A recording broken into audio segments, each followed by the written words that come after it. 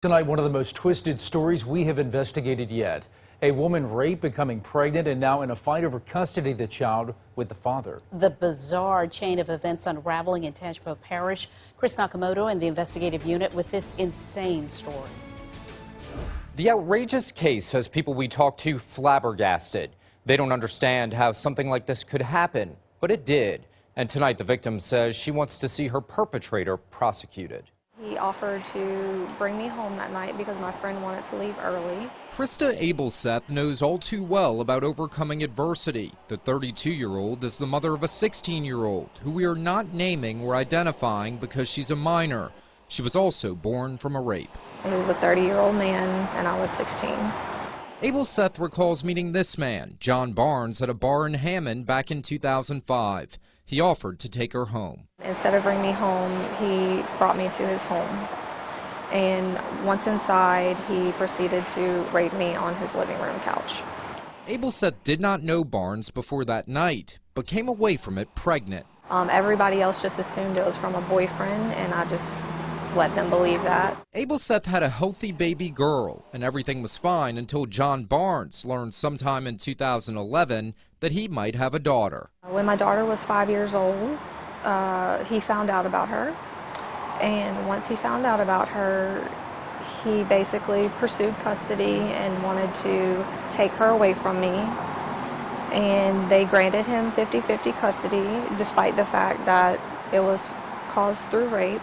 This DNA test is part of court documents that show with 99.97% probability John Barnes is the child's father. Problem is, Barnes was 30 years old and Abelseth was 16, making it illegal even if it were consensual. Abelseth maintains it was never consensual.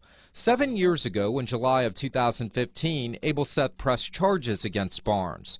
This report she filed with the Tangipahoa Parish Sheriff's Office for simple rape details everything that was done to her. Why did it take you so long to file that complaint? Well, like I said, I was young and I didn't know the law at the time. I didn't think I had any more time to do it. I thought if I didn't do it right after it happened, like the next day, then there was nothing I could do about it. And like I said, I went to that trauma counselor and he informed me, no, you have 30 years after you turn 18. From 2015 until now, nothing has happened with the report, and the Sheriff's Office tells us it's still open. It was never assigned to any detective and nothing was ever investigated.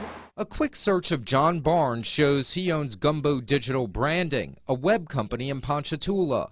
Barnes' website shows the police department as his client. Court records in the Tangipahoa Parish Courthouse show John Barnes admitted in June of 2011 that he's the biological father of the child. This year, he was granted full custody of that child, even though a criminal complaint was filed against him in 2015. Mysteriously, those records are under seal, hidden from public view. When I found out that she was a rape victim and found out that this rapist could potentially get full custody, that was when I stepped in and said, no, something has to be done about this. Stacy Trish works for the nonprofit Save Lives. She's helping Abelseth through this dark and tangled web that allowed her perpetrator to get custody of her child. Things took a dramatic turn this year when they say a judge granted Barnes full custody of the child. It happened after Barnes alleged Abelseth gave her daughter a cell phone. Abelseth says she was also ordered to pay him child support. She's been forced to pay her perpetrator. She's been forced to pay the rapist child support. She's been forced to pay his legal fees. And she's been forced to give up custody of this child that's a product of the rape. It just makes no sense. We brought this case to the Louisiana Foundation Against Sexual Assault. You can't consent. You're too young. That's what the law says. Their lawyers say not only is this egregious, but they've never seen a case like it. It seems pretty straightforward, not only that a crime took place, but that as a result of that crime that this person shouldn't have custody of this child. Lawyer Sean Cassidy says even in 2005, when the rape took place, that's felony rape in Louisiana. Consent or not, it was illegal for a 30-year-old to sleep with a 16-year-old. If a child is born from a felony rape, the law mandates, it says the abuser shall not have visitation or any contact with that child, much less custody. Tonight, Abelseth says for years she tried to go about this case the right way, through the courts. But having her daughter taken away weeks ago over allegations she gave her a cell phone left her with a lack of confidence that she'll ever get a fair shake.